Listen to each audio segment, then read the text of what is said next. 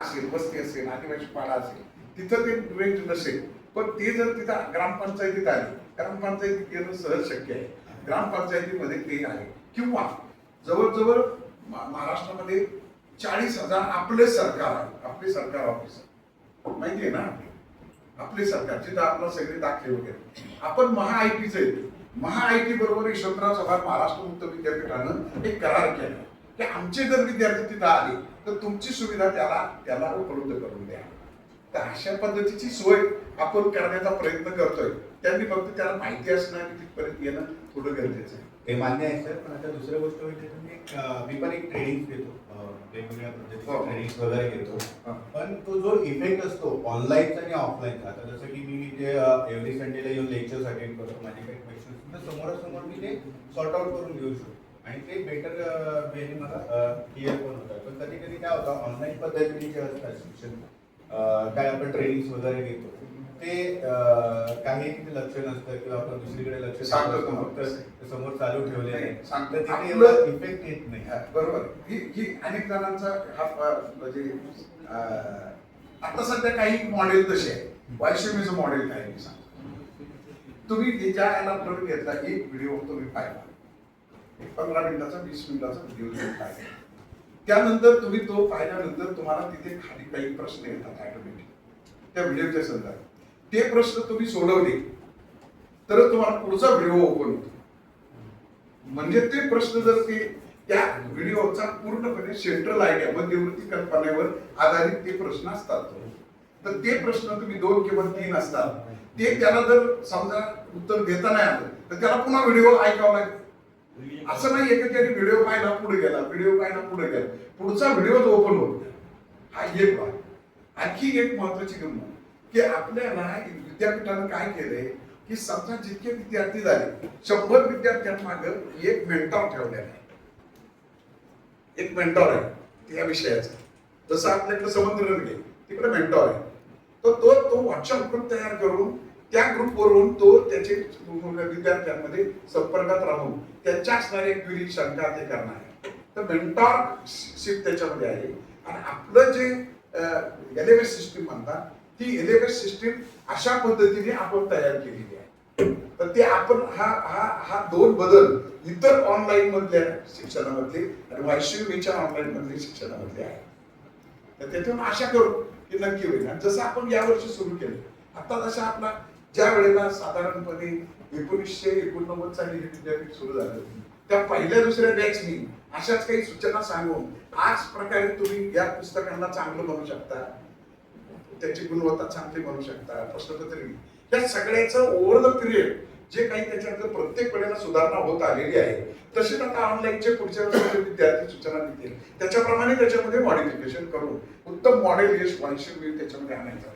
फक्त एक शेवटचा प्रश्न, म्हणजे आता की ऑनलाईन पद्धती चालू होते, त्याचबरोबर जी ऑफलाईन पद्धत आहे ती पण चालू राहणार आहे. हे चालूच राहणार नाही, ती वाढली आहे, ही चालूच राहणार आहे. ती कोणासाठी सांगतो, आपला आता सध्या यशवंतराव चव्हाण महाराष्ट्र मुक्त विद्यापीठाचा जो कार्यक्षेत्र आहे ते महाराष्ट्र आहे. आता त्याला प्रवेश कुठून होत आहे? आफ्रिकेतून होत आहे, युपीतून होत आहे, कर्नाटकातून होत आहे. ते सगळ्या भारतात जगासाठी उपलब्ध आहे, जगासाठी उपलब्ध आहे. कारण हे जे कॉम्प्युटर सायन्सचे कोर्सेस आहेत आफ्रिकेमध्ये, चायना तिथे गेलेला आहे आणि तो तिथे देतो. पण आपण काय आले आहोत, कारण त्या लोकांचं इंग्रजी खूप चांगलं आहे. मी सुद्धा 5-6 आफ्रिकन देशात गेलो आणि माझे स्वतःचे पुणे विद्यापीठामध्ये मी प्रोफेसर असताना माझ्याकडे जवळजवळ 6 विद्यार्थी आफ्रिकन देशात, केनिया, टांझानिया या झाले. त्यांचं इंग्रजी आपल्यापेक्षा चांगलं असतं कारण ते कॉलोनियल होते. तर त्यातला आता सुद्धा तिथे इंग्रजी खूप चांगल्या प्रकारचं आहे, परंतु त्यांना उत्तम प्रकारचं कॉम्प्युटर सायन्स त्यांना एज्युकेशन मिळत नाही. असे सुद्धा आता त्याच्यात ते जगासाठी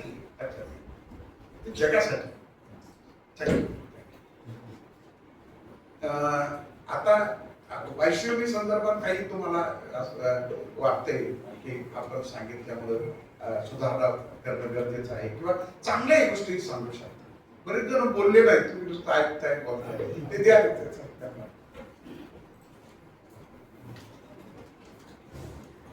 नमस्कार. नमस्कार. सर्वांना नमस्कार. मी कनिष्ठ इंडिया लिमिटेडमधील एक कामगार आहे. तुमचं नाव सांगा. मी राजेंद्र वाघ, कामगार भूषण पुरस्कार विजेता आहे. अरे, महाराष्ट्रातून दरवर्षी 51 पुरस्कार दिले जातात गुणवंत, आणि ज्याला गुणवंत मिळाला आहे असे 10 वर्षानंतर कामगार भूषणसाठी तो अर्ज. वाघजी आपलं अभिनंदन. आमच्या वायशिपीचे विद्यार्थी आहेत त्याच्याबद्दल हे आहे. तर महाराष्ट्रातून एकच कामगार भूषण दिलं जातं. सर्वांचे आभार. महाराष्ट्रातून एकच कामगार भूषण दिला जातो. कामगार भूषण पुरस्कार मिळून सुद्धा माझी एक शिक्षणाची आवड होती आणि अतूट इच्छा होती की माझं शिक्षण फक्त 10वी नंतर ITI केलं आणि कमिशनमध्ये कामाला लागलो.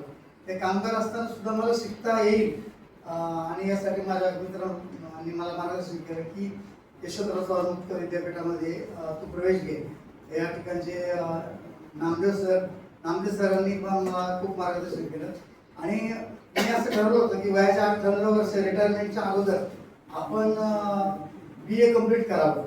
तर माझं यावर्षी BA कम्प्लीट झालेलं आहे आणि मला एक आत्मिक समाधान मिळालं की नोकरी करून सुद्धा यशवंतराव चव्हाण मुक्त विद्यापीठाच्या माध्यमातून माझ्यासारख्या कामगाराला शिक्षण पूर्ण झाल्याचा आनंद मिळाला. तर अशा तरुण पिढी सुद्धा आणि आमच्यासारखे काही परिस्थितीमुळे जे शिक्षण ज्यांना घेता आलं नाही त्यांची अतूट इच्छा या महाराष्ट्र यशवंतराव चव्हाण मुक्त विद्यापीठाच्या माध्यमातून घडते आहे आणि त्यासाठी तुमच्यासारखे लोक असं अमूल्य योगदान देतात. त्याबद्दल मला एक सर्वांचे आभार मानायचे, म्हणून मी इथं उभं राहिले. धन्यवाद. वैष्णवी या विद्यापीठाचं वैशिष्ट्यच असं आहे की तो वयाची अट नाही, प्रवेशाला मार्काची अट नाही. आज मेरिट लिस्ट लागली मग उद्या प्रवेश काही नाही, यायचं आणि प्रवेश घ्यायचा मुक्त, हा त्यातला महत्वाचा भाग आहे. आणि त्या मुक्तच खरं तर आपल्या सारख्यांना सगळ्यांना जो फायदा होतोय त्याचं ही व्यवस्था आपल्या महाराष्ट्रामध्ये उत्तम प्रकारे काम करीत आहे आणि त्याचे आपण लाभार्थी आहेत याचाही आम्हाला आनंद आहे. पण तुम्ही हे सगळे जिथं जिथं ज्यांना ज्यांना वाटतंय त्यांनाही तुमच्यासारखं प्रमोट करा. त्यांना शिकू द्या. त्यांना काहीला बरेच मनात असतं हे करावं ते करावं, पण हे माहीतच नसतं की काय करायचं काय नाही. तर असा त्यातला भाग आहे. आपणही इतरांना जर कल्पना दिली तर बरोबर. आता नमस्ते सर, माझं नाव अमृता वालचकर. मी खरं तर तुम्ही जे मुद्दा मांडला पहिला की पुस्तकं मिळण्यापेक्षा त्यातला आशय कसा आहे तो पहा. अतिशय अप्रतिम आणि खूप ज्ञानी असा त्यातला आशय असतो. अगदी आम्ही काय होतं परीक्षेच्या अगोदर वाचतो, अगदी 1-2 पुस्तकं कशी वाचायची राहतात, नंतर असं वाटतं की ते अगोदरपासून वाचायला पाहिजे होते. इतकं सुंदर आशय आणि त्यातलं मार्गदर्शन असतं. तुम्ही जे पॉईंट मांडले जे खरं आम्ही तुम्हाला प्रश्न विचारायला हवे होते ते तुम्ही आम्हाला विचारलं, त्याबद्दल तुमचे खूप खूप धन्यवाद. आणि हे सेंटरवरती जे सर असतात ते खूप सुंदर आम्हाला मार्गदर्शन करतात. परीक्षेची म्हणजे जे क्वालिटी पेपरची सुद्धा ती सुद्धा थोडी आपण आपल्या जनरल नॉलेजवरती सुद्धा सोडू शकतो. पण बऱ्यापैकी व्यवस्थित अभ्यास केला तर छान उत्तर देऊ शकतो. मी ह्या वर्षी SY MA ला आहे. माझं शिक्षण BA नंतर थांबलंच होतं, पण 20 वर्षानंतर हे YCM मधून सुरू झालं. त्याबद्दल तुम्हाला सगळ्यांचं धन्यवाद. सांगा किंवा अशी आपल्याला करता येईल.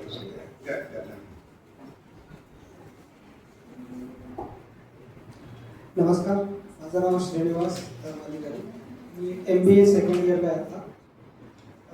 तसं पाहायला गेलं तर माझं पूर्ण करिअरची सुरुवात जे प्रोफेशनल करिअरची सुरुवात पुण्यात आल्यानंतर झाली. मी संभाजीनगरचा आहे. पुण्यामध्ये मी आलो 18-19 इयरमध्ये. 2020मध्ये मी माझी डिग्रीला सुरुवात केली. इथेच नामदेव सरांना भेटलो. त्यांनी म्हणलं की होईल. नंतर करोनाच्या वेळेस 1 वर्ष गेलं आहे, बट 2024ला माझी BAची डिग्री कंप्लीट झाली. त्यानंतर आता MBAला आहे. MBAच्या सेकंड इयरला पण ॲडमिशन घेतले. इथे थोडंसं होतं की ऑपरेशनचा सब्जेक्ट नव्हता, ऑपरेशन मॅनेजमेंटचा. HR होतं, फायनान्स होतं आणि फायनान्स HR 2-3च होतं सब्जेक्ट. मार्केटिंग होतं, ऑपरेशन्स नव्हतं. आणि ह्यावेळेस लकीली ऑपरेशन आला आणि मला भेटलं. मला माझ्यासाठी खूप चांगलं झालं आहे, कारण मी ऑलरेडी ऑपरेशन्समध्येच आहे. आणि सर्वांसाठी एक महत्त्व म्हणजे मला सांगावं खूप वाटतं की मी ज्यावेळेस सुरुवात केली होती तेव्हा मी एक एक्झिक्युटिव्ह होतो फक्त कॉलेज म्हणजे माझ्या ऑफिसमध्ये. आणि मला इच्छा होती की मला पटकन लवकरात लवकर प्रमोशन भेटावं, मोठं बनावं. स्किल्स होत्या, फक्त एक डिग्रीमुळं प्रमोशन होत नव्हतं, काही सगळं अडकत होतं. आज ह्या 6 वर्षाचा का म्हणजे मी माझ्या एक्सपिरियन्समध्ये 6 वर्षात मी आज MRC लॉजिस्टिक्स इंडियामध्ये पूर्ण पॅन इंडियाचा ट्रान्सपोर्ट मॅनेजर आहे. मग मी ह्या सगळ्या याच्यामध्ये ना स्वतःची माझी 4 व्हीलर पण परचेस केली, एवढा माझं पॅकेज आहे आणि ती मेंटेन पण करतोय रोज. छान छान आणि हे सगळं या डिग्री आणि याच्यामुळे झालं. छान. नाहीतर जर माझ्याकडे डिग्री नसती तर अजून एक्झिक्युटिव्ह किंवा सिनियर एक्झिक्युटिव्ह इथंच फिरत बसलो असतं. अभिनंदन. आणि आता हा MBA ज्यावेळेस माझा कम्प्लीट होईल त्यानंतर माझा नेक्स्ट बाहेर जाण्याचा प्लॅन आहे. त्यासाठी रोड मॅप डन झालेला आहे. फक्त ही डिग्री आली, पुढच्या वर्षी आउट ऑफ कंट्री जाण्याचा पूर्ण प्लॅन तयार केला. यांच्या बोलण्यातून 2 गोष्टी सांगतो. वैश्विकचा Thank you. Diploma in transport management एक कोर्स आहे बरं. येस सर, तो पाहिजे, तो गेला, तो पण करायचा. डिप्लोमा इन ट्रान्सपोर्ट त्यातले काय झालं की सांगतो आपण तो कोर्स 3 वर्षापूर्वी लॉन्च केला. गेल्या वर्षी त्याची पहिली बॅच बाहेर पडली आणि विशेष म्हणजे त्या एसटी महामंडळामध्ये किंवा ट्रान्सपोर्ट ऑफिस मध्ये असणारे बऱ्याच जणांनी तो कोर्स केला. 120 जणांची पहिली बॅच होती. त्यांनी ते कोर्स केला आणि एसटी महामंडळाचे ते डेपो मॅनेजर झाले. ते इतके खुश आहेत कारण त्यांच्याकडे तो कोर्स होता, म्हणजे त्यातला ते केले म्हणून आणि त्यांना ज्ञानही मिळालं त्याचं. तर असाच होईल. दुसरं आपण काय केलेलं आहे तुम्ही पाहिलं असेल की तुमच्यासारखे संभाजीनगर, मी नगरहून आलो, सर नाशिकवरून आले, मी प्रत्येक जण आपण वेगवेगळ्या आपल्या गावावरून इथं आलो आणि शिकलो. तर इथं आल्यानंतर पहिल्यांदा आपल्याला हॉस्टेलवर राहावं लागतं मोठमोठ्या शहरात. मग ते आता संभाजीनगरमध्ये लोक येत आहेत, नागपूरला येत आहेत, नांदेडला येत आहेत, पुण्याला येत आहेत, मुंबईत येत आहेत, सांगली, सातारा सगळे. आणि खूप हॉस्टेल, खाजगी हॉस्टेलही निघायला लागले. सर बाकीचे वेळ आपण हॉस्टेल मॅनेजमेंटचा कोर्स सुरू केलेला आहे. हॉस्टेलचं मॅनेजमेंट कसं करायचं. त्यामुळे मुलींनी केला ना तर त्यांना लगेच एखाद्या हॉस्टेलमध्ये ते त्याला मान्यता मिळाली आणि त्या मुलींनी केला तर त्याला लगेच तिला ते हॉस्टेलचं, मुलींच्या हॉस्टेलचं तिला व्यवस्थापक म्हणून मान्यता मिळत. कारण आता नुसता BA करणं त्याला काही थोडासा अशा प्रकारचा एक इनिशिएटिव्ह केला तर आपल्याला त्याचा खूप फायदा होतो. एक कोर्स आपण सुरू केलाय जे पोलीस प्रशासनासाठी, परंतु इतर कोणीही करू शकतो. त्याचं कारण तुम्हाला सांगतो. आजकाल पेपर उघडल्याबरोबर एक तरी सायबर क्राईम झाल्याचा आढळतो. तर आमच्याकडे जे रिटायर्ड झालेले ACP सुनील पवार जे आले ते पूर्वी महाराष्ट्राचं सायबर इन्व्हेस्टिगेशनचं काम करायचे, म्हणजे सायबर गुन्हा विश्लेषणाचं काम करायचं. सर काय करू शकतो आपण याच्यामध्ये. समाजाची मोठी फसवणूक होती आणि आमची अडचण अशी पण आहे आम्ही त्याला पकडतो कोणत्या तरी IT वाल्याला धरून ते क्रॅक करून त्याला कोणत्या बँकेत गेलं, त्याचा अटॅच मोबाईल नंबर कोणता, त्याला आम्ही पकडून आणतो. कोर्टात उभा केल्यानंतर असं व्हायचं की त्या कॉन्स्टेबलला जो पंचनामा आपण म्हणतो ना, रिपोर्ट तयार केला, तो त्याचा वकील विचारायचा की यांनी हा बाहेरून करून आणलेला आहे, यांना कम्प्युटर IT मधलं काही कळत नाही. कोर्ट विचारायचं कॉन्स्टेबलला तुम्हाला याच्यातलं काय माहिती आहे, हा रिपोर्ट करून आणला कोणाच्या मदत, त्या सांगायचं असं असं. मग तिथं काय व्हायचं, त्या कॉन्स्टेबलला किंवा पोलीस खात्याला माघार घ्यायला.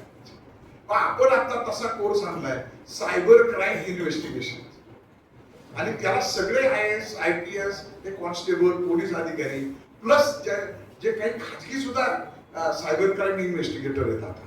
जसं गुन्हा अन्वेषण आहे ना, प्रायव्हेट डिटेक्टिव्ह आहेत तसं ते करता येतं. तर असे सुद्धा खूप लोक आहेत. म्हणजे शासनाची सुद्धा जी गरज आहे ती सुद्धा वायशिवनी असे कोर्स करून पूर्ण करीत आहे. असंही वैशिष्ट्य मला वाटतं. वायशिवनीच्या संदर्भामध्ये आपण बऱ्यापैकी चर्चा केली. परीक्षा, पुस्तकं, त्यानंतर अभ्यास करा. बरोबर. हॅलो, नमस्कार सर, माझं नाव आतिश कापसे.